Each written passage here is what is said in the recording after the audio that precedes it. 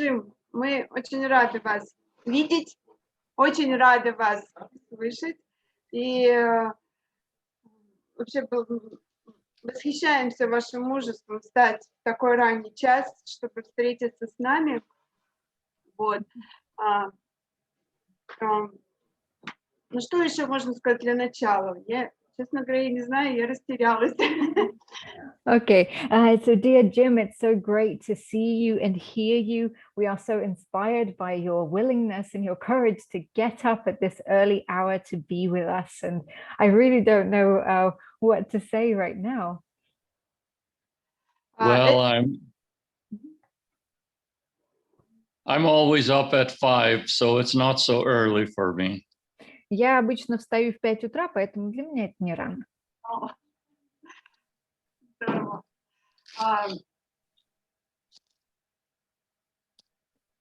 Ян, хочешь ли ты, чтобы я вела беседу, или ты хочешь? Да, давай лучше ты. Хорошо. Okay. Well, then, Jim, I would like to lead this discussion, if you don't mind. We're so grateful to have you here. I will start by asking the questions in Russian and then translate them back to you. Jim, мы очень рады, что ты сегодня с нами, и, наверное, я продолжу эту беседу. Я буду задавать вопросы сначала на русском и потом переводить их для Джима. И первый вопрос. Джим, расскажи, пожалуйста, немного о себе. Could you tell us a little bit about yourself, Jim? Well, the first thing that comes to my mind this morning is I am old. I don't know how I got so old so quickly. Первое, что приходит в голову сегодня, о чем хочется сказать, это то, что я старый, и я даже не представляю, как так получилось. I was born in Boston, in the United States, in 1943. Я родился в Бостоне, в США, в 1943 году. I was born into a Catholic family of uncomplicated, uneducated people. Моя семья католики, простые, необразованные люди. I lived in a poor, multi-ethnic neighborhood and had around me people of many countries and races and religions. Я рос в бедном районе города, где были представители многих культур, многих рас и многих религий. When I was quite young, I became close to my Lebanese neighbors, my friends from Lebanon, and I ended up going to their church with them. В юношестве я познакомился и подружился с соседями из Ливана, и в итоге я стал ходить к ним в церковь. And there I began to learn Arabic at a quite young age. Там я начал учить арабский. When I was 17, I entered a monastery to begin studying to be priest. Когда мне было 17 лет, я ушел в монастырь для того, чтобы стать священником. So basically, God has owned me since I was 17. И получается, что я, начиная с 17 лет, принадлежу Богу. I was sent to be missionary teacher in Iraq, in Baghdad, in 1967.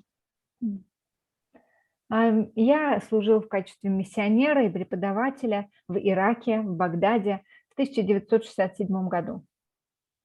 And I was there until 1969, when the government threw out all foreign missionaries. Находился я там вплоть до 1969 года, когда местные власти выдворили всех иностранных миссионеров. I went from there to Egypt, where I taught for several years before coming back to the United States to begin higher studies in theology. Затем я поехал в Египет, преподавал там и впоследствии вернулся в США, где уже поступил в высшее учебное заведение и изучал теологию. In my working career as a priest, I worked in hospital. I was hospice chaplain for dying people, and I was pastor for a church. В своей работе священника, в своем служении священника, я работал в больнице, я работал в хосписе с людьми, которые умирали, и также я служил пастором в церкви. After I retired, I had the opportunity to go to Romania to assist my friend Florin Bucuceanu for several months in 2009. В 2009 году, после того, как я ушел на пенсию, у меня появилась возможность поехать в Румынию, и я несколько лет работал рука об руку с Флорианом Бухучану.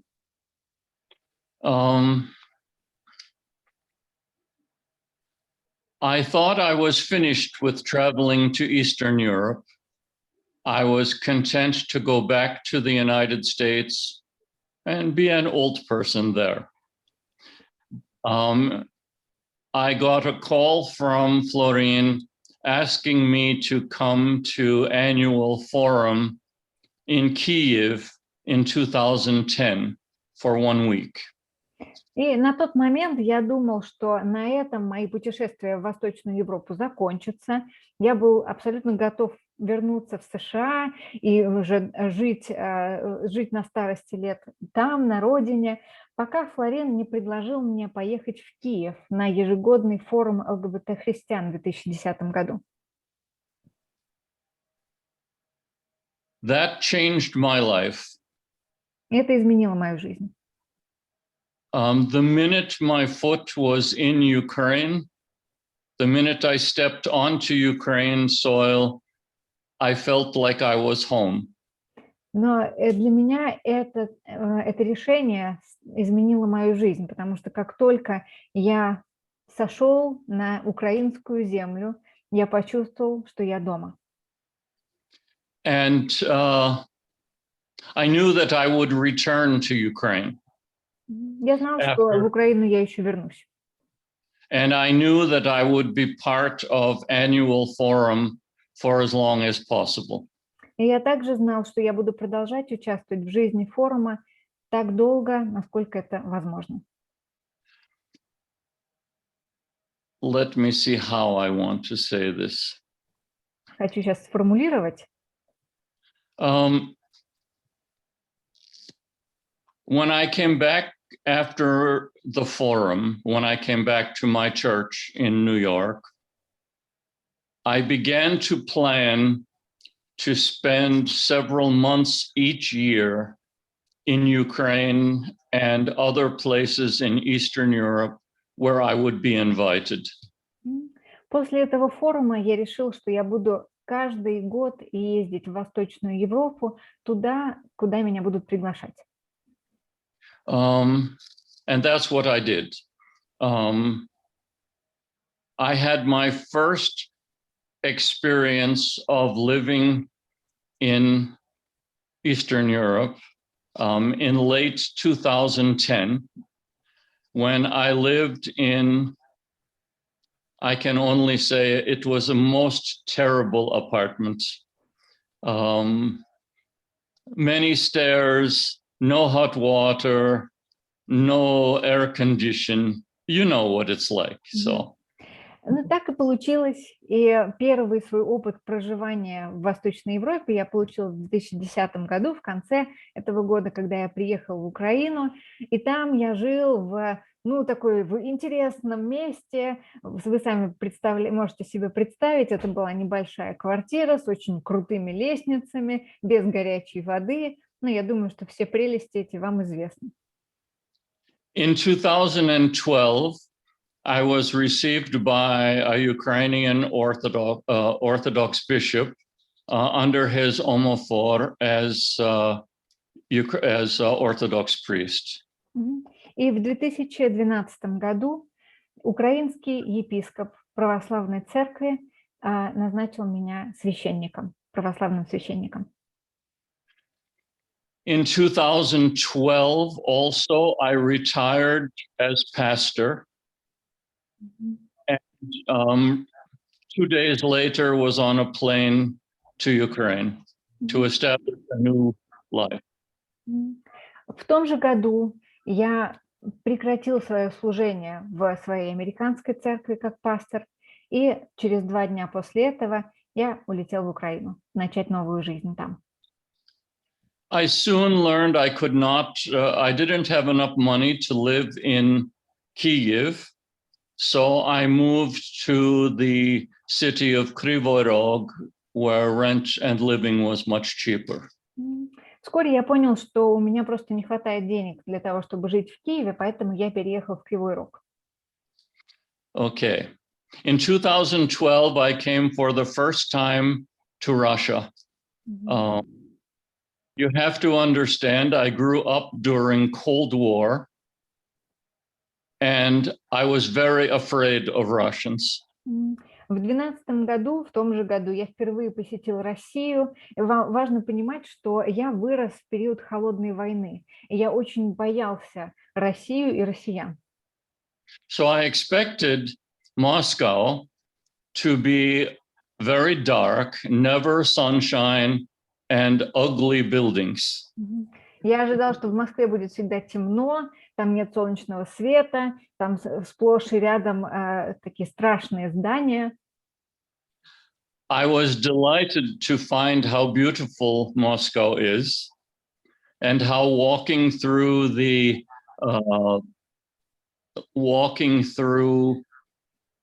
theater district, I never saw yellow buildings before that. And then down to Red Square and St. Basil's Cathedral, I couldn't believe this was Russia. Но на мое удивление, Москва оказалась прекрасной. Я с удовольствием ходила на Театральную площадь, на Красную площадь, впитывал всю ту красоту, которая, оказывается, есть в России. At the forum in Moscow in 2012, at the closing service, I officiated at the wedding of 2 Russian men. В конце Московского форума ЛГБТ-христиан в 2012 году я провел церемонию благословения, церемонию венчания для 2 российских мужчин. I didn't know that there was a reporter from the newspaper at that service, and was shocked to find my name and a description of the wedding the next day in the newspaper. Я не знал, что на этой церемонии присутствовал репортер, журналист, и был крайне удивлен, когда на следующий день мое имя, а также описание этой церемонии оказалось в газетах. So at that time, I became familiar with Light of the World. Примерно в то время я познакомился с общиной «Свет мира». And I discovered that Light of the World would be a strong spiritual community that I will claim as my own. I was very happy to be part of it. И тогда я понял, что «Свет мира» — это та духовная община, частью которой я хочу быть. Это действительно сильная, мощная община. I began an annual travel so that each year I would come 2 times to St. Petersburg, to Moscow, and to Samara. С тех пор я решил 2 раза в год ездить в Россию, навещать Санкт-Петербург, Москву и Самару.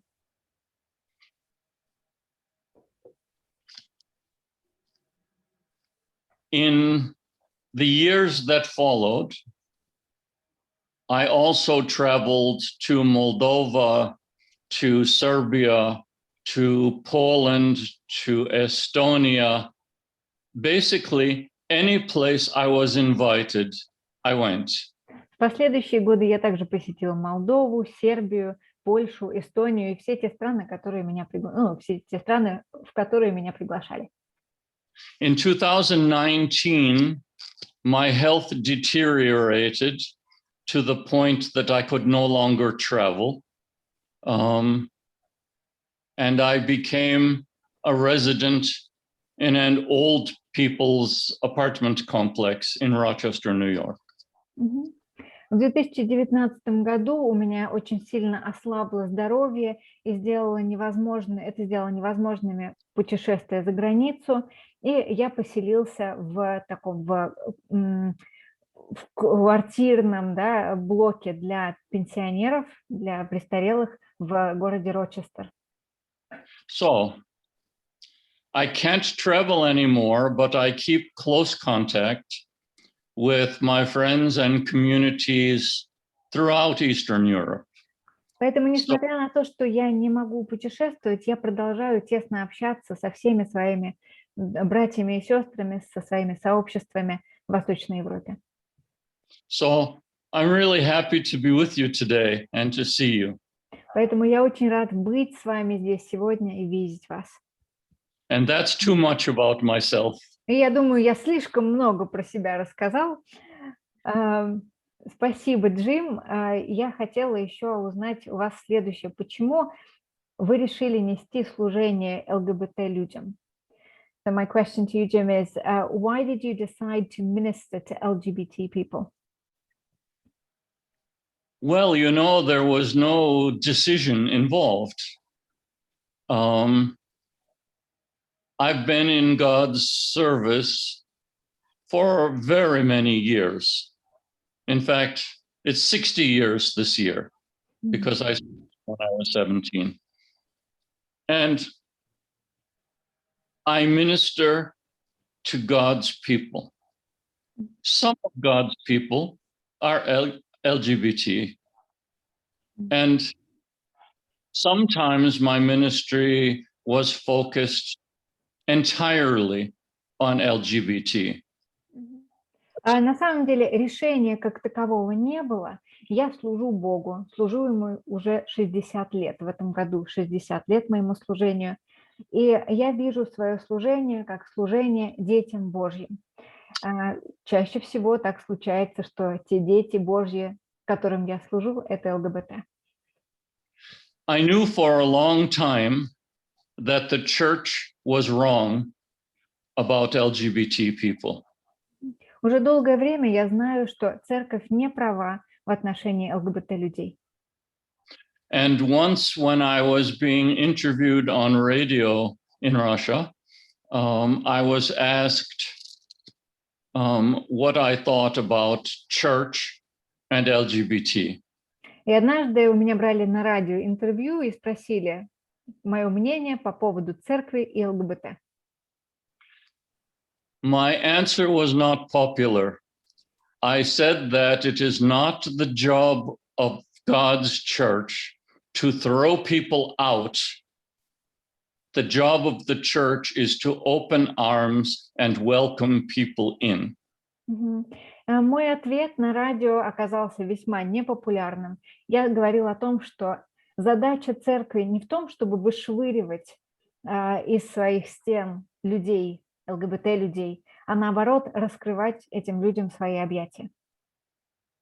And one of the things that I've been quite happy about is I've had the opportunity to work with many younger Orthodox priests in any country I went to encourage them to change their thinking about ministry to LGBT. Я очень доволен тем фактом, что за время моих путешествий по Восточной Европе мне довелось пообщаться с большим количеством молодых православных священников и немножко помочь им иначе посмотреть на вопрос отношения церкви и ЛГБТ и на вопрос служения ЛГБТ-людям. So, just a story. I was giving a lecture in a city in Russia, and a young, very Orthodox man was taking notes on everything he said disagreeing with me about everything. Приведу такой анекдот, такой пример. У меня была лекция в России, и по мере того, как я произносил свою речь, я видел, что один молодой священник православный сидит, что-то записывает и явно не соглашается с тем, что я говорю. At the end of the lecture, this young man came up to me and he said, "Where is your church? I want to come to your church." В конце моей лекции этот молодой человек ко мне подошел и говорит: где находится ваша церковь? Я хочу в вашу церковь. Well, obviously, I was leaving that city, so I went to an Orthodox priest, friend of mine, and I said, "You have to talk to this young man." На тот момент я уезжала из этого города, поэтому я позвонила одному своему знакомому священнику и сказала ему, что ему обязательно нужно пообщаться вот с этим молодым человеком. And he told me, "Jim, I can't. I'm afraid." И этот священник сказал: Джим, я не могу, я боюсь. I said to him, if it's not time for you, it's not time. But it's important that you listen to the Holy Spirit in your own life, so God will tell you how you are supposed to act about LGBT people. И я тогда сказала своему другу, что да, возможно, сейчас не время тебе это делать, но я хочу, чтобы ты продолжал слушать голос Святого Духа и чувствовать, когда Он говорит тебе, что нужно что-то изменить в своем отношении к ЛГБТ. About 3 months later, he contacted me, the priest, and he told me, "You will never guess what I did." I said to him, "No, tell me, what did you do?" И буквально 3 месяца спустя этот священник мне позвонил и говорит: Джим, ты не поверишь, что я сделал. И Джим говорит: да, расскажи-ка. And he said, 2 women, lesbians, came to me, and they wanted me to make baptism for their baby. And I did it. И он рассказывает, что, говорит, представляешь, ко мне пришли 2 женщины, лесбиянки, попросили крестить их ребенка, и я это сделал. So that's small progress, but you know, each one of us has the opportunity to change a small piece of the world. Это, And this конечно... I hope I did in Russia. Sorry, come again? This is what I hope I did in Russia. И может показаться, что это такой маленький, мизерный шаг, но я верю, что у каждого из нас есть возможность изменить что-то маленькое в своей стране. И я надеюсь, что это стало моим вкладом в России. Okay. Спасибо, Джим. И следующий вопрос такой. У многих людей в течение жизни случаются разные ситуации, которые влияют на веру, на доверие к Богу. Это может быть разрыв отношений, смерть близких, негативные отношения со стороны родителей. Вот учитывая ваш возраст, да, вашу мудрость, ваш религиозный опыт, что вам помогает сохранить веру? So many people go through challenges in their faith. They tend to lose faith, to lose trust in God due to various circumstances. I wrote to you about maybe trouble in the family, it might be financial loss, it might be the loss of a loved one. What helps you keep the faith? Well, you know, no place in the Bible did God promise us that everything is always going to be wonderful. Нигде в Библии Бог не обещает нам, что все в жизни будет прекрасно и легко. Faith is not for when times are easy. Faith is for when times are difficult. Вера нужна не для того, когда все легко. Вера нужна для моментов, когда все сложно. So, I don't think it's God's job to make sure I don't have problems. Я не думаю, I thi- что задача Бога в том, чтобы избавить меня от проблем. I think it's God's job to hold me in his hand when I am having problems. Я думаю, что задача Бога в том, чтобы держать меня в своих ладонях, когда я прохожу через трудности. And I believe that God gave us the mind and the ability to solve our own problems. Я верю, что Господь наделил нас разумом и способностью решать свои проблемы. So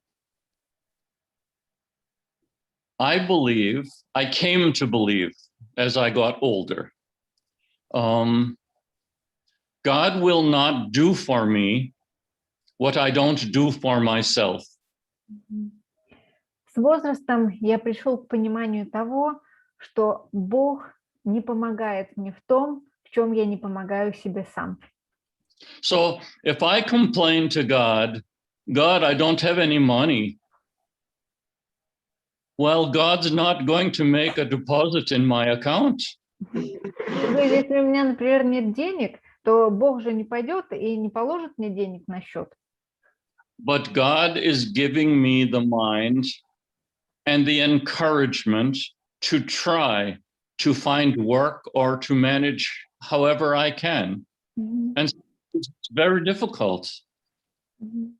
Но Господь дает мне разум, и Он дает мне одобрение, точнее, ободрение для того, чтобы я нашел работу или каким-то еще образом приобрел эти средства. But all humans sometimes doubt. We doubt that God exists. We doubt that God loves us. We doubt that God helps us. This is a human thing. Я думаю, что все люди в какой-то момент своей жизни начинают сомневаться. Они существуют в том, они сомневаются в том, существует ли Бог, любит ли их Бог, помогает ли им Бог. Я думаю, что сомнение – это общечеловеческая штука. Yeah. So, have I ever lost faith? Yes, temporarily. But, once I guess I can say, once we really accept that God is part of our life, God does not leave us alone. Утрачивал ли я когда-либо веру? Да, временно. Но я считаю, что когда мы принимаем Бога в свою жизнь, Он уже не оставляет нас. And one of the promises that Jesus made to us was, I will not leave you orphans. I will send the Holy Spirit, the Comforter, to be with you. И одно из обещаний, которое Иисус дает людям, это в том, что Он не оставит сирот, что Святой Дух будет им утешением. So, what happens when we have this time of discouragement or worry about money, family, relationship, whatever? What happens? Ну что же происходит, когда мы теряем надежду в плане финансов и любви или переживаем еще какую-то утрату? We don't have to manage it all by ourselves. God puts people in our lives to support us and to walk with us. Мы не обязаны справляться с этим в одиночку. Бог дает нам в жизнь людей, с которыми мы можем пройти этот путь вместе, которые будут поддерживать нас. So it was a long question. What other part was there in there? Так, был очень длинный вопрос. Что-нибудь я там упустил? Well, no, it was what helps you keep the faith. Yeah. What helps me keep the faith? I really have to say, it's the people in my life. With COVID and with quarantine and isolation, I don't see people, but I talk to people, I hear people, I tell them if I'm having a terrible day. I complain about old people's aches and pains. And then I feel lighter because I'm not carrying it by myself. Если отвечать на вопрос, что помогает мне сохранять веру, помогают мне в этом люди. Потому что, несмотря на то, что сейчас ковид, карантин, изоляция, я не так часто вижусь с людьми физически, я всегда могу кому-нибудь позвонить, кому-нибудь рассказать, какой у меня был ужасный день, там, поныть о каких-то болячках. И когда я таким образом жалуюсь, я разделяю с ними тяжесть бытия, и меня это очень поддерживает. And sometimes, like today, I light a candle, and every time I see that candle, it reminds me that God is present with me and that I have community with me. So it's a simple thing, but it reminds me. И в такие дни, как сегодня, я, например, зажигаю свечу для того, чтобы напомнить себе о том, что Бог со мной, напомнить себе о том, что у меня есть сообщество. Это может быть что-то маленькое, но для меня это имеет большое значение. And sometimes it works, and sometimes I stay in a bad mood all day. Иногда это работает, а иногда я остаюсь в плохом настроении целый день. Because I'm human just like you. Потому что я человек, так же, как и вы.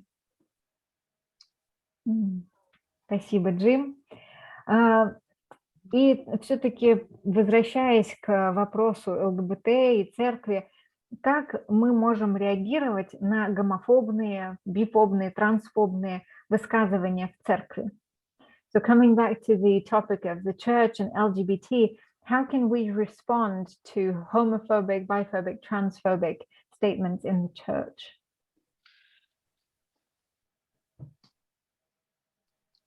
You know, honestly speaking,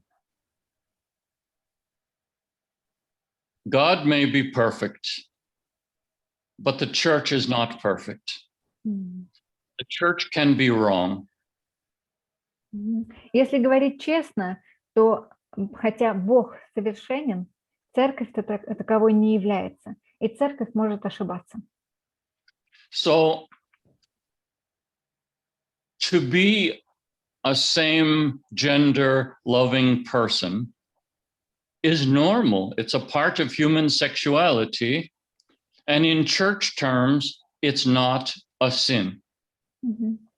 Иметь однополое влечение – это норма, это разновидность сексуальной ориентации. И с точки зрения церкви не может быть рассмотрено как грех.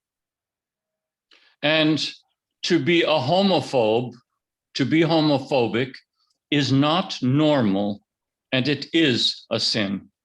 А быть гомофобом – это не норма, и это является греховным. Anytime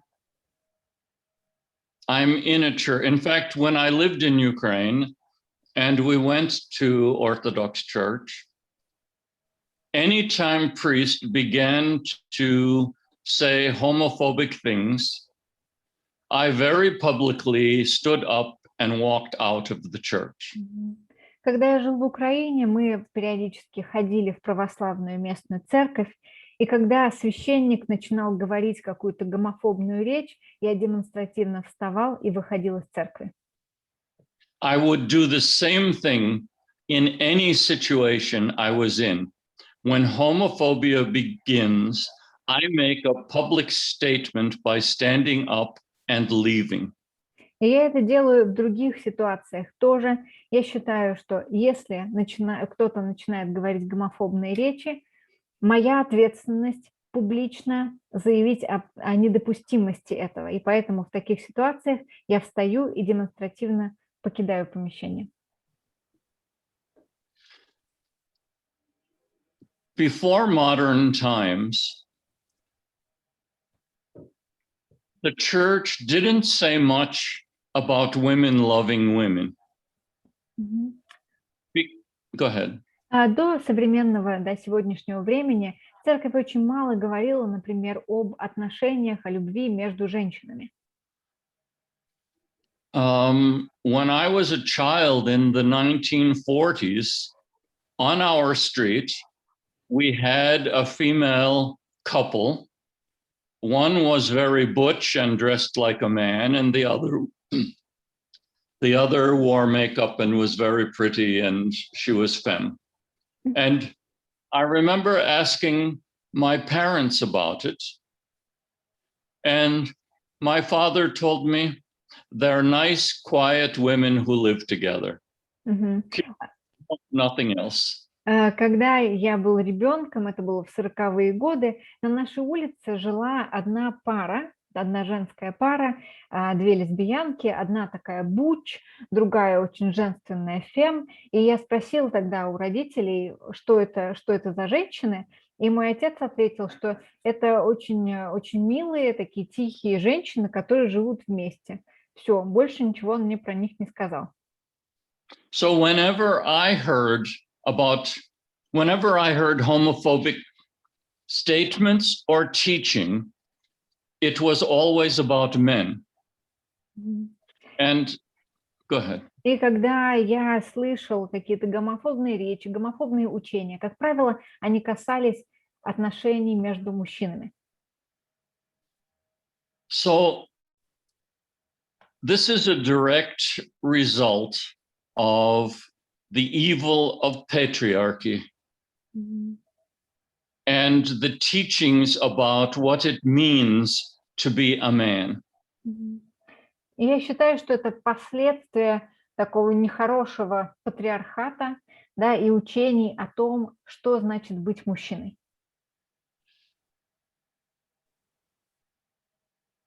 And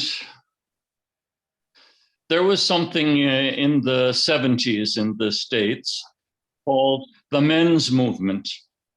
It was in response to the women's movement as women began to claim their power and reject bad social teachings. В 70-е годы в Америке появилось так называемое мужское движение, которое стало реакцией на появившееся в то время женское движение, в котором женщины боролись за свои права и отстаивали свое право, да, на изменение каких-то нехороших дискурсов, принятых в социуме. And one of the teachers in the men's movement used to say, a girl can become a woman. He said it gently. A girl can become a woman without any intervention. Her body changes and changes happen, and a girl becomes a woman. But a boy needs guidance into what it means to be a man. A boy needs a mentor, whether it's father or uncle or grandfather or some other male figure. И один из лидеров мужского движения говорил, что девочка превращается в женщину без какой-либо помощи со стороны. Это естественный процесс. В ходе своей жизни она превращается из девочки в женщину. А мальчику нужно какое-то наставление, какое-то обучение для того, чтобы стать мужчиной. Поэтому обязательно, чтобы у него была какая-то значимая фигура, это может быть отец, это может быть дядя, но обязательно должен быть какой-то мужчина, наставник, который научит его, как правильно быть мужчиной. Unfortunately, for generations, there has been very bad teaching of young boys. For example, men don't cry. Men don't express strong emotion. So the result was that expression of emotion was taken away from boys. К сожалению, мы видим, что произошла такая печальная вещь, что многое из тому, чему учили мальчиков, было на самом деле для них губительно. Их учили, что мужчины не плачут, что мужчины не выражают своих эмоций. И в результате мы получили ситуацию, в которой мужчины не свободны выражать свои чувства. And if a boy cried, he heard things even from his mother, like, don't be a girl. You're acting like a girl. А если мальчик плакал, то он слышал от своего окружения, даже от мамы, типа, что ты как девчонка? Что ты плачешь как девчонка? And the result is that the only emotion left to boys was anger. И в итоге единственная социально приемлемая эмоция для мальчиков оказывается агрессия и злость. And, you know, it makes it very difficult when the range of emotions is taken away. Anger becomes the expression for everything. И когда у человека отнимают возможность осознавать и выражать диапазон чувств, ничего не остается, кроме как выражать все эмоции через гнев, через злость. And homophobia is fear. Homophobia is anger. Well, what's the fear? When we see it expressed by men, it often takes the form of anger and violence. Гомофобия – это страх, и гомофобия – это злость. И мы это видим в проявлениях гомофобии, особенно со стороны мужчин. And the fear is a man being weak. A man does not want to be weak. And in this patriarchal culture, unfortunately, being weak is seen as being like a woman. В гомофобии страх – это страх оказаться слабым или показаться слабым. В патриархальном мире слабость воспринимается, особенно для мужчины, как нечто ущербное, и, к сожалению, слабость ассоциируется с женщиной. Yes. So, the most violent, and this is shown by scientists, the most violent homophobia is expressed by men who are afraid they might be a bit homosexual. И, к сожалению, как показывает практика, самыми ярыми гомофобами оказываются мужчины, которые боятся, что, может быть, в них тоже есть доля гомосексуальности. What more do I need to say about this? Нужно ли еще что-то сказать про эту тему?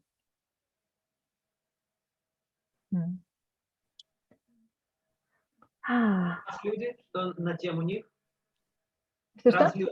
Транслюди. What about trans people? What about trans people? It's a very strange thing. There have always been trans people. Такая удивительная вещь, ведь транслюди были всегда. And we didn't know about it.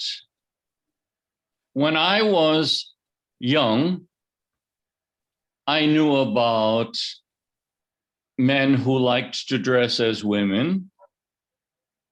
I knew about women who liked to dress as men, but I had no idea of the concept of a person feeling that they had been born into the wrong body.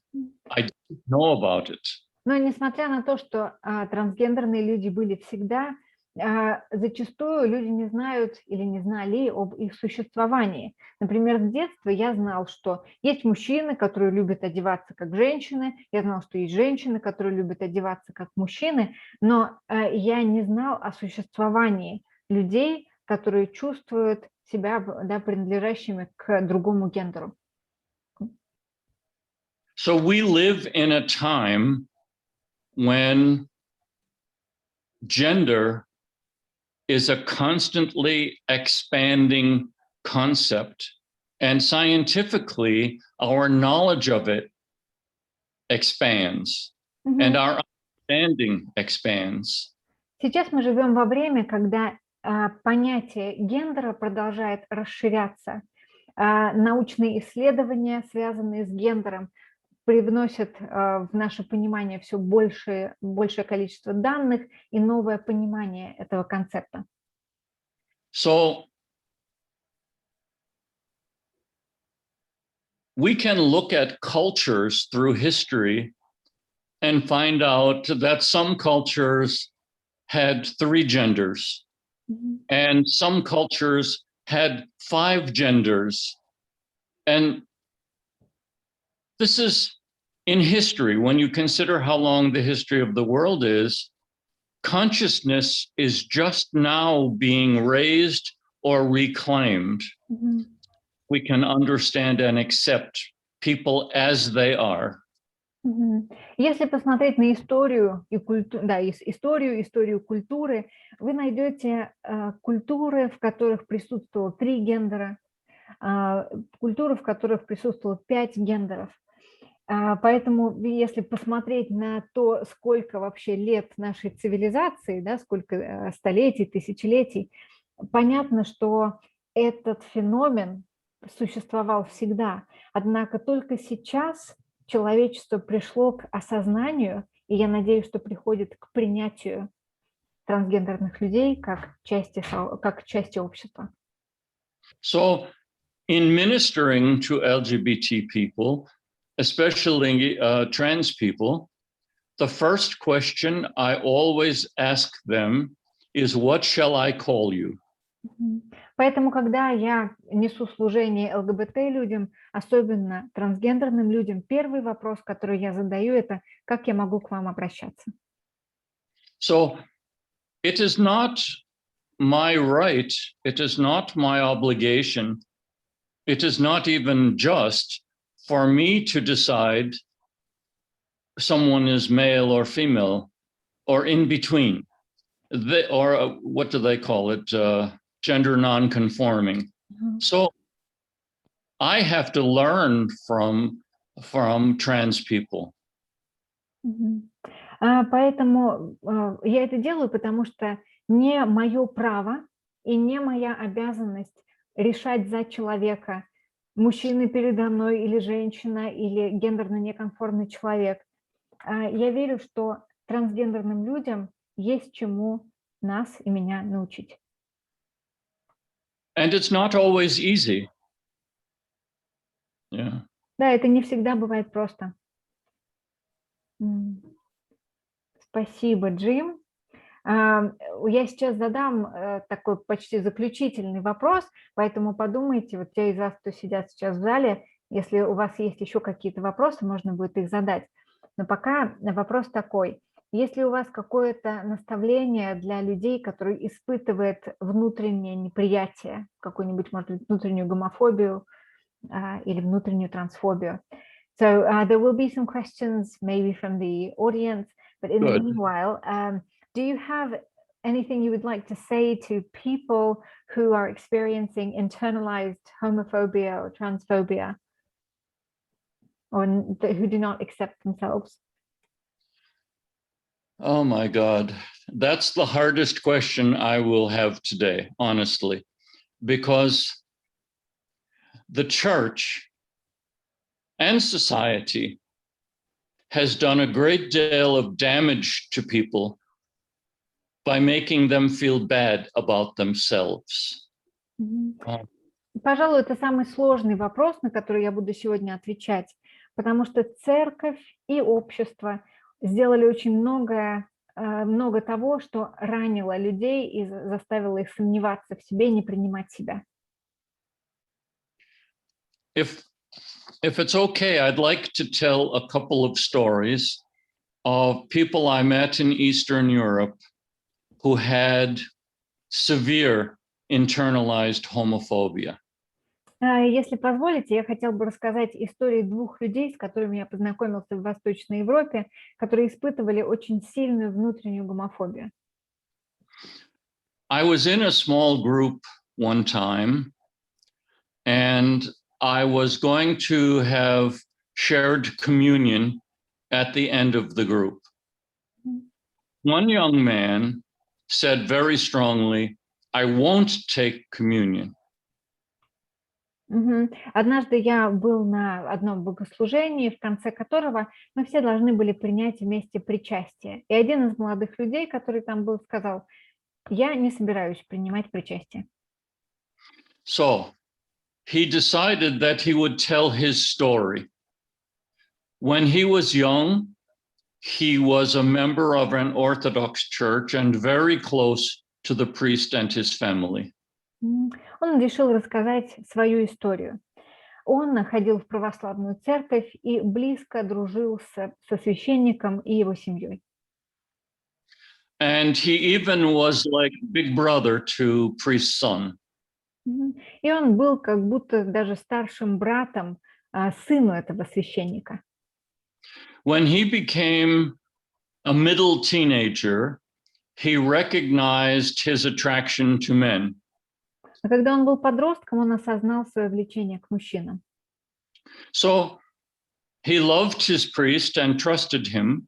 So he went to confession to his priest to talk about it. Он был в хороших отношениях со священником, поэтому он пошел на исповедь и рассказал священнику об этом.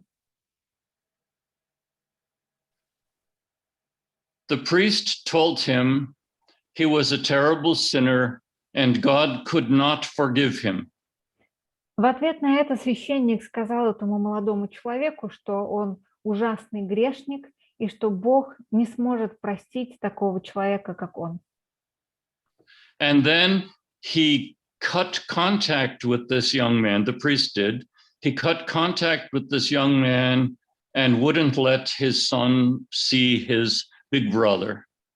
И после этого случая священник прекратил всякое общение с этим молодым человеком, запретил ему общаться со своим сыном. It becomes worse. И это не самое было страшное. The priest told him he will not give him forgiveness, and this young man must go home and light a candle each day and hold his hand over the candle until it burns his flesh. Священник сказал ему, что этот молодой человек не получает отпущения, прощения грехов, и наставил его каждый день зажигать свечу и держать ладонь над свечой, пока пламя не обожжет ему руку. Fortunately, the first time his mother saw what he was trying to do, and she forbid him to hurt himself. Thank God for her. К счастью и слава Богу за это, его мама, когда впервые увидела, что он это делает, она прекратила это и запретила ему наносить себе вред. But this young man, he stayed in the church, and all Great Lent, he followed the fast very strictly, so he could have communion at Easter. Но этот молодой человек продолжил ходить в свою церковь во время поста, во время Великого поста он его соблюдал очень тщательно для того, чтобы иметь возможность на Пасху причаститься. At service at Easter, the young man came for communion, and in front of the whole church, the priest shouted, "No, not you, not you, get out of the church." И на пасхальной службе, когда наступило время причастия, этот молодой человек вышел вперед для того, чтобы принять дары, и тут на всю церковь священник закричал: «Нет, только не тебе, тебе нельзя, уходи отсюда, убирайся». So this story helped us to understand why this young man would not take communion, because he did what many of us have done, he makes the mistake to think church is God. Эта история помогла нам понять, почему этот молодой человек отказался принимать с нами причастие. И я думаю, что он совершил ту ошибку, которую многие из нас делают, когда мы думаем, что церковь равно Бог. So in this situation, the priest was sinful, but the young man was not. В этой ситуации греховно поступил священник, а не молодой человек. Another story. И есть еще одна история. This one in Russia. Это произошло в России. I had a friend who was more Orthodox than anyone I ever met. У меня был друг, который был настолько православный, более православный, чем любой другой человек, которого я встречал. We were able to drink beer together, but we were not able to discuss the church together. Мы могли вместе пить пиво, но обсуждать церковь у нас не получалось. Because he believed that the church was right and that he should hate himself because he loved men. Потому что он считал, что церковь права, и что он должен ненавидеть себя из-за того, что он любит мужчин. So, do I have to tell you he was depressed and not a happy person? Нужно ли вам рассказывать, что этот человек был в депрессии, и все у него было не очень хорошо? So, here's what happened to him. When the pressure of loneliness and need for touch overwhelmed him, he would drink until he got drunk, and then he would go and he would have sex with somebody, some male, and then he would hate himself more afterwards. И что произошло в итоге? Когда он чувствовал очень сильное одиночество, когда он тосковал по прикосновениям, он начинал пить. И он пил просто до беспамятства, потом шел, занимался сексом с каким-нибудь мужчиной и начинал после этого ненавидеть себя еще больше. And of course, I tried to teach him what I believe is the right way of understanding sexuality and God's love and acceptance. Конечно, я попытался до него донести свое видение человеческой сексуальности и того, как Господь принимает нас. But finally, he wrote to me and told me, we cannot be friends anymore. Но в итоге он написал мне и сказал, что мы больше не можем с тобой быть друзьями. Because you are not giving true church teachings. Потому что ты не наставляешь меня в духе церкви. So he believed that true church teaching was that he should hate himself for being gay. Он верил, что истинное церковное учение заключается в том, что он обязан ненавидеть себя за то, что он гей. Okay, that's my stories. Вот такие истории. Internalized homophobia. Jim, your camera went off. Вот такие истории про внутреннюю гомофобию. I'm coming late. Сейчас I must Jim touch включит something. камеру. Oops. Yes. Is that bad? Am I back? Yeah. The people around us, especially early in our life, help us or force us to form opinions about ourselves. Те люди, которые нас окружают, особенно в юном возрасте, влияют на то, как мы себя видим и как мы себя воспринимаем. As we get a bit older, it is our responsibility to form opinions about ourselves and sometimes to reject opinions that have been taught to us or given to us by others. По мере взросления мы формируем собственное мнение о себе и порой отвергаем те взгляды на свою жизнь, на свою персону, которые нам внушили другие люди. So I would not go to my mother or father and say, what you told me about myself is wrong. Конечно, я не пойду к маме и папе и не скажу, что вот то, что вы научили меня обо мне, это неправильно. Because they're not going to change. And I have to tell myself what to think, not somebody else. Потому что они уже вряд ли изменят свое мнение. Моя задача показать себе, что мое мнение может отличаться, что я могу по-другому смотреть на себя, не так, как они.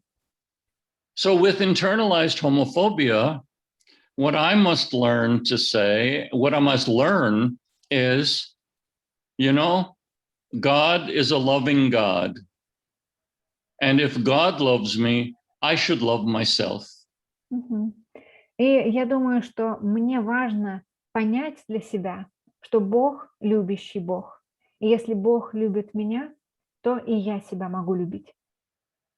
And this is what originally, at least among religious people, this is originally what pride meant. И изначально именно в этом заключалась суть прайда.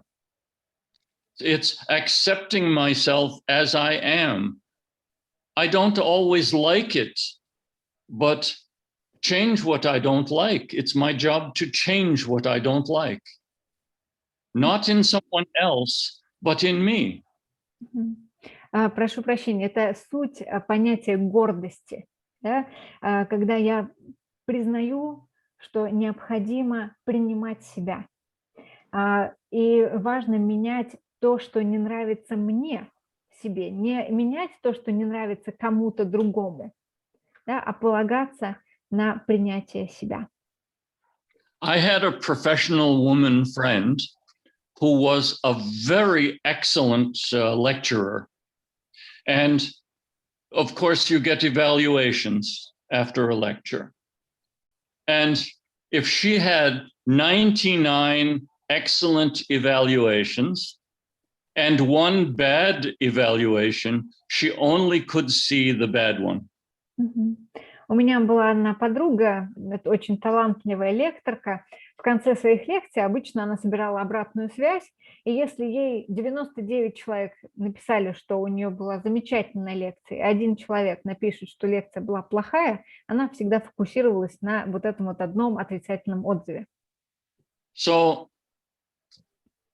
I don't think she had high opinion of herself. Я не думаю, что она высоко себя ценила. Because you can be the most wonderful person in the world, and somebody doesn't like you for some unknown reason. They just don't like you. Потому что вы можете быть каким угодно самым лучшим человеком на свете, всегда может найтись человек, которому вы не будете нравиться. И на это не обязательно будет какая-то объективная причина. So what I learned, because I think when I was young, I was like this, but I learned the more I was preaching to a church, some people are going to like your sermon and some people are not going to like it. And I would say, I don't care. I do the best I can. I give you what I have. If you like it, accept it. If you don't, throw it away. It has nothing to do with me. И, конечно, я это понял только с опытом и со временем, потому что в юношестве, да, и в молодом возрасте я тоже был подвержен таким настроениям, но в конце концов я понял, что моя проповедь может кому-то понравиться, а кому-то не понравиться. И в каком-то смысле это мне все равно, потому что я вложил свою душу, да, в свою проповедь, я сделал то, что мог. Если вам это не нравится, не берите. Если вам это близко, если вам это нравится, примите. Ваша реакция на мою проповедь не связана с моей ценностью как человека. So sometimes in a group that you're speaking to, you have the kind of person who thinks you are just wonderful, and everything you say is just wonderful. I was lecturing to a university class of social workers, and afterwards a woman came up to me. Too much. She was just too much. Oh, it was so wonderful. I could listen to you all day. It was such an excellent teaching. And I said to her, give me 5 more minutes and I can assure you, you will hate everything I have to say. Мгм. You needed to learn that this is just her opinion. She doesn't have to inflict it on somebody else. Мгм.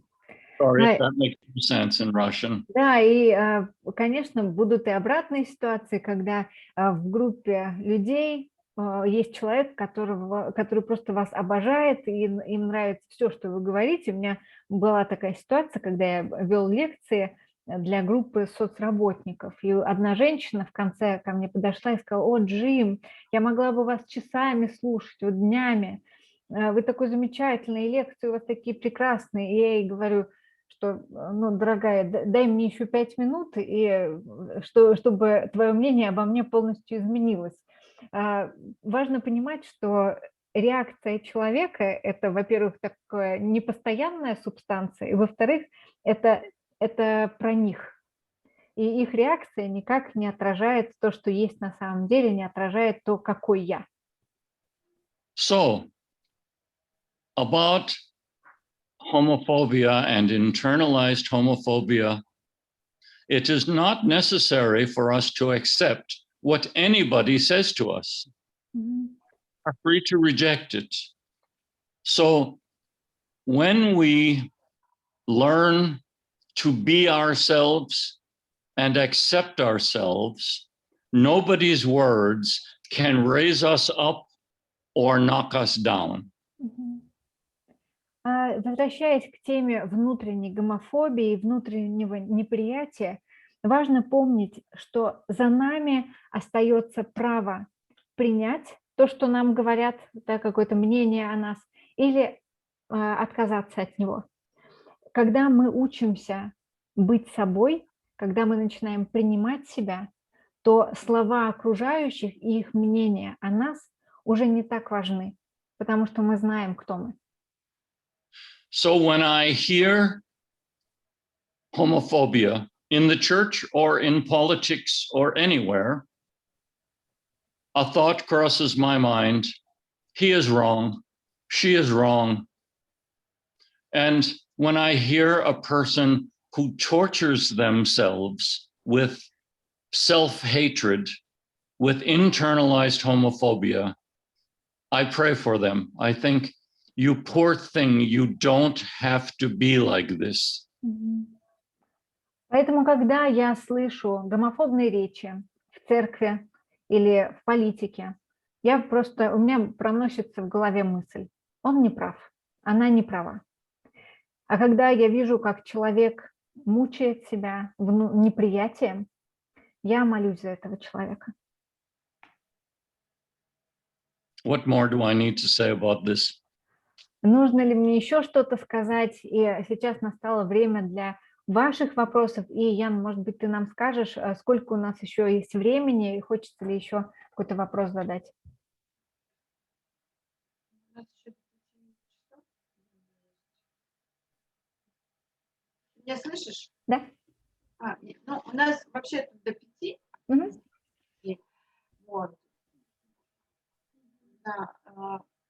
Ребята, есть у вас желание задать вопрос или комментарий? Или... У меня есть такой вопрос по поводу молодого человека, которому не дали чиститься. Он что, как-то не мог судом что-то потребовать с этого священника или хотя бы там моральный ущерб? Теперь есть как у них там в Америке такие более свободные права? Это было в России. А, это в России было? Yeah, so there was just a question about why this young man did not demand or get his own when he was refused communion. Aren't churches in the USA more open? And Jana commented that this was a situation not in the USA. Not in USA, it was in Romania, actually. Да, ситуацию, которую я описывал, произошла в Румынии.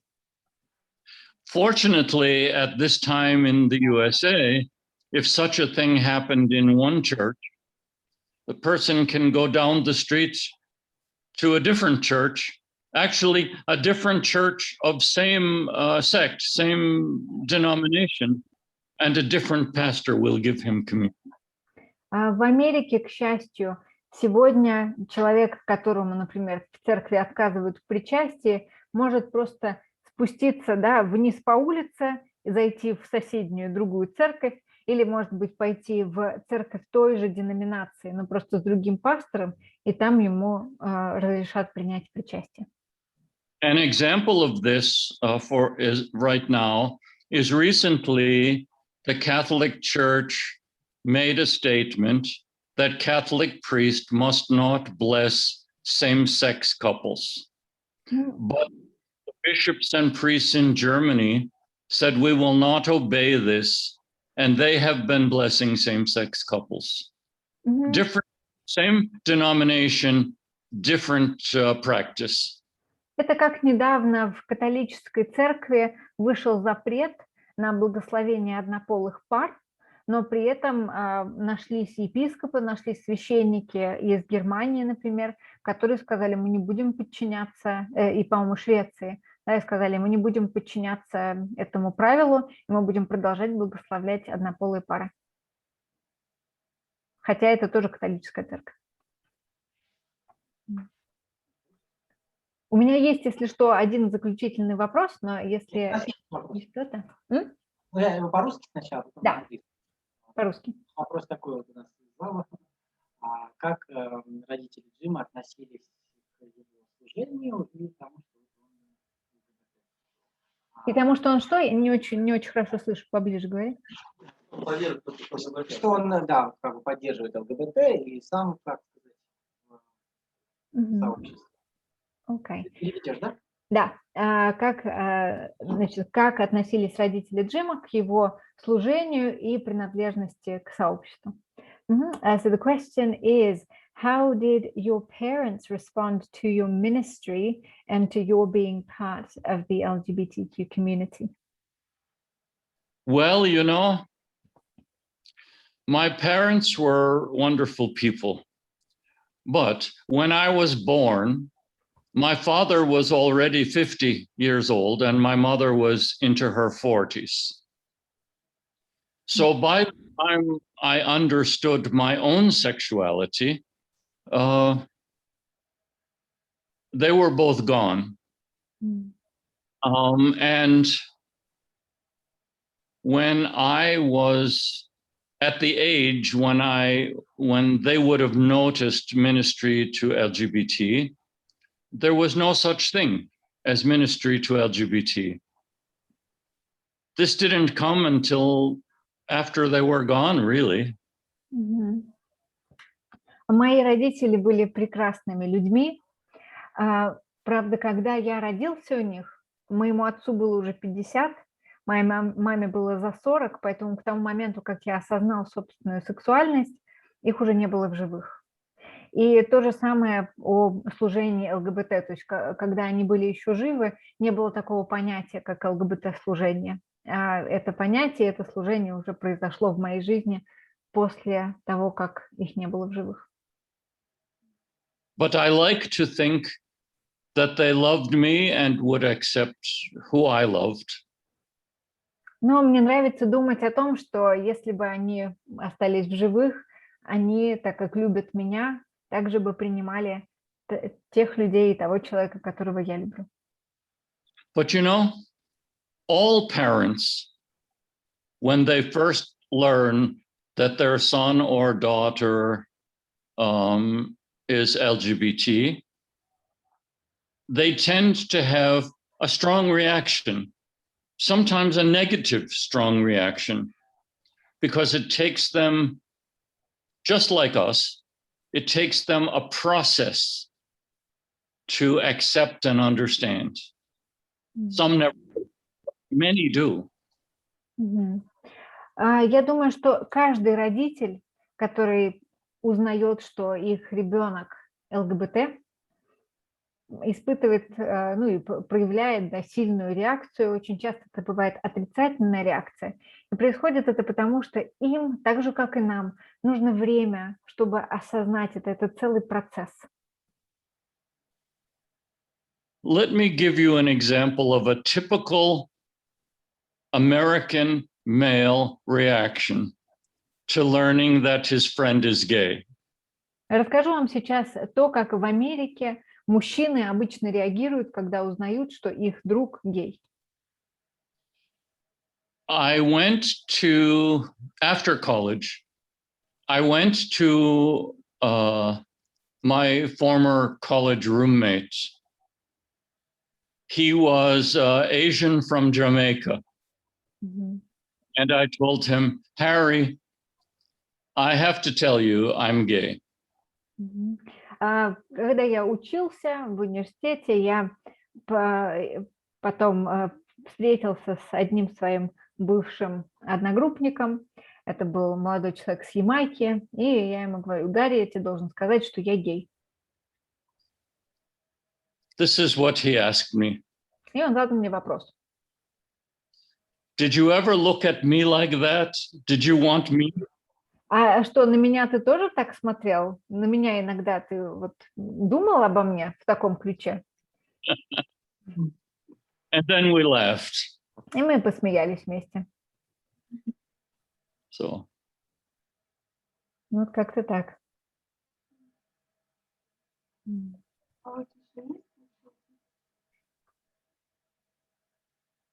Ну что, может быть, мы зададим заключительный? Давай. Да? Есть еще одна вещь, которую хотелось бы узнать. Сейчас он у меня здесь есть. У многих людей есть так называемое место силы. То есть это может быть храм, берег реки, какой-то уголок в комнате. Есть ли у вас такое место? И как вы восстанавливаете эмоциональные и физические силы? So the last question is about how you rejuvenate yourself physically and mentally. Do you have a place that you like to go to? The places have changed over the years because we go through different periods of our life. When I was working as in hospital and hospice, I used to go up into the mountains for hiking in nature, to smell the trees and grasses and sometimes see animals. And this was medicine for my soul. Со временем мои места силы менялись, они меняются в зависимости от того, через что мы проходим в жизни. Например, когда я работал в больнице и служил в больнице и в хосписе, я часто уходил на прогулку в горы. Там я любовался природой, растениями, животными, и меня это сильно очень напитывало. When I lived in Kyiv, I used to go to the Cathedral of Saint Volodymyr, because it was for me an ancient place where for generations and generations people came to pray. It felt like I could still feel all those prayers. Когда я был в Киеве, я любил посещать Владимирский собор, потому что для меня это такое древнее место, в котором из поколения в поколение люди приходили молиться. Когда я там оказываюсь, я как будто чувствую всю эту силу молитвы. And now that I can't hike in the mountains or go to my favorite church, I have friends who have a dacha that has a nice pond, and I like to go there and sit by the water and feel the sun and take all of the nature into my body and refresh myself. А сейчас, когда у меня нет возможности гулять в горах или посещать свой любимый собор, я обычно отправляюсь к друзьям на дачу, где у них есть небольшой пруд. Я люблю сидеть у воды, чувствовать, как меня согревает солнце, и впитывать природу. But you know, we can refresh ourselves.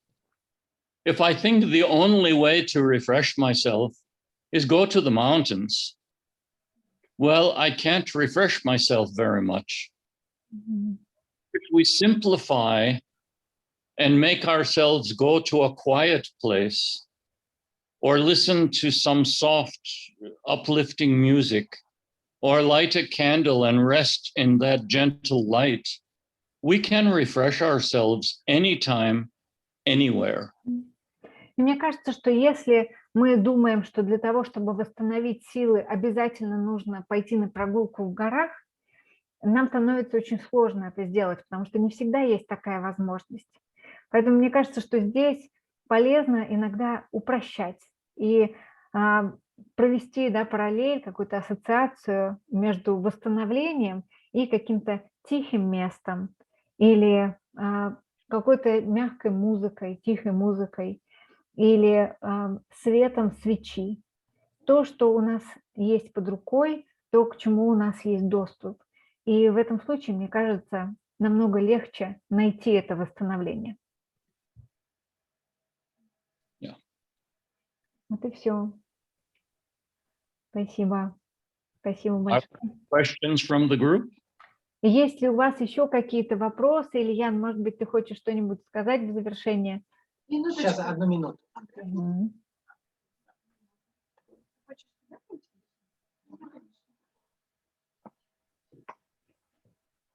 Hi, Jim. Hi. My name is Chris, and I just wanted to say that I'm very grateful to you for all of your kind words today about accepting ourselves as we are. And I just thought that it's not just about our sexual orientation or about our gender identity. It's about accepting ourselves as we are in all of our personalities. And it's about words that others say to us don't always have to put us high or drag us down. And it's just so inspiring. And I don't know, it's about if God can love me as I am, then I can do it too.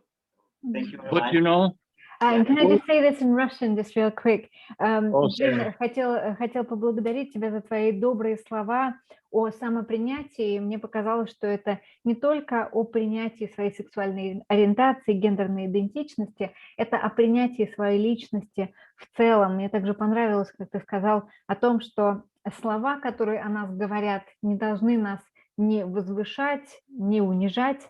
Это было очень вдохновляюще. Также то, что если Бог меня любит, значит и я тоже могу себя любить. I want to add on that, I don't want you to think that others' words can't hurt us. They do hurt us. Our feelings get hurt. We become almost sometimes sad and depressed about it until we can get the perspective and realize it's not true. It's a bad word to me, but it's not true. I have to put it away from myself.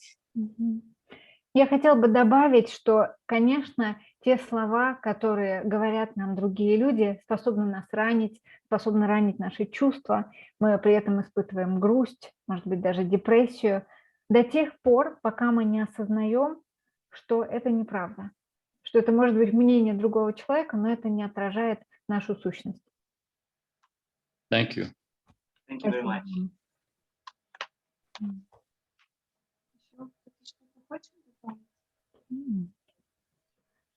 Ну что? Все переваривают, все принимают. И, так сказать, очень благодарна еще раз за эту связь, за эту встречу. И желаем вам хорошего дня, наверное, завтрака. Вот. И еще раз спасибо. So we are still receiving, we are digesting, and we are so grateful for this meeting with you, Jim. We would like to wish you a good day and maybe a nice breakfast. Yes, that's a great idea. Завтрак — отличная идея. And I want to say that it really does my heart good to see my friends that I care about so much, because I can close my eyes and make your face come into my mind, but when I see you, I have to smile because it just makes me feel good to see you and to hear your voice. Моему сердцу отрадно видеть всех вас. Когда я закрываю глаза, я могу представить ваши лица, и тем лучше, когда я вижу вас по-настоящему. Поэтому спасибо большое за эту встречу. И мы хотели бы вместе с вами помолиться для завершения этой встречи. Yeah, and we'd like to pray to close this meeting. Pray together. Good. You want me to lead, or will people speak their own? Хотите ли вы, чтобы я вел эту молитву, или каждый будет молиться вслух? I think Yana should lead. Я думаю, Яне стоит провести эту молитву. Я могу... Давайте сделаем так, как мы делаем на Свет Мира. Один человек начинает, если есть желающие, они присоединяются к молитве. И я прошу, чтобы в конце Джим как бы нас благословил, а все вместе мы прочитали «Отче наш». So let's do this as we usually do at Light of the World meetings. I will start, and then whoever else wants to pray can continue. And then we're going to end by praying the Lord's Prayer together.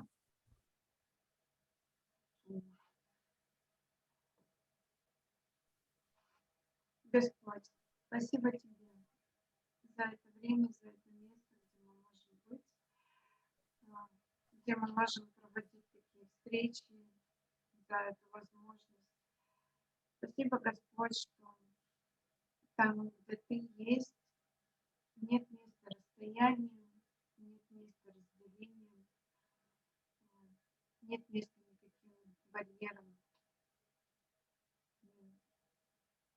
Спасибо Тебе, Господь, что Ты объединяешь нас понемногу, хотя бы по несколько человек, но через это вдохновляешь, ободряешь, и через такие моменты мы можем почувствовать Твою любовь, и что никто из нас не одинок.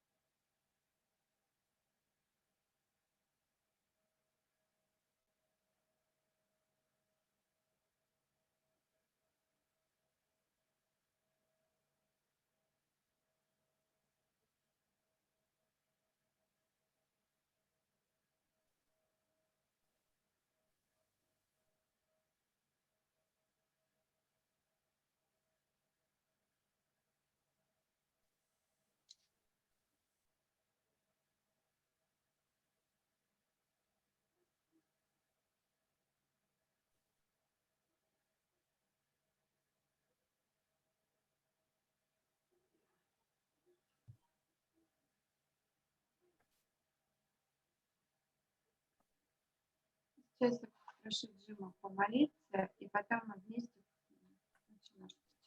Jim, would you pray for us as well, and then we'll close with the Lord's Prayer? Of course. God, I so thank you for bringing us together today to share fellowship and questions. Бог, я благодарю Тебя за то, что Ты собрал нас сегодня для того, чтобы мы могли делиться друг с другом своим присутствием, своими вопросами. I ask that you open our eyes so that we see you everywhere we look and in everyone we see. Прошу тебя, открой наши глаза, чтобы мы видели тебя во всех людях, с которыми мы встречаемся, и во всем том, что нас окружает. Help us to be aware of your hand stretched to us always with good things for us and good gifts for us. Помоги нам постоянно видеть твою руку, простертую к нам, со всем хорошим, что ты хочешь нам дать. And help us to walk with you. Help us not to be hurt by this terrible darkness that's around us in our world these days. Help us not to be hurt by the words of thoughtless, unkind people. Помоги нам идти с тобой и не быть ранеными всем тем злом, которое мы встречаем в мире, не быть ранеными словами людей. And bless us each day with good health and good cheer and a welcoming spirit to all we meet. И каждый день благословляй нас здоровьем и бодрым, дружелюбным духом по отношению ко всем, кого мы встречаем. And now it's good for us to pray together. И я думаю, что сейчас хорошо нам помолиться всем вместе. Слышишь? И на небесах. Да светится имя Твое, Thy name, да придет Царствие Твое, will be да done. будет воля Твоя и на земле, как на небе. Хлеб Give наш us насущный, today our дай нам daily, сей день, and forgive us our долги trespasses. наши, We forgive those who trespass всем against должникам us. нашим. And Не lead веди нас в свои искушения, но us избавь but нас от deliver us лукавого. from evil. Ибо Твое есть Царство, Thine is the сила, kingdom, the слава, power, and the веки. glory. Аминь.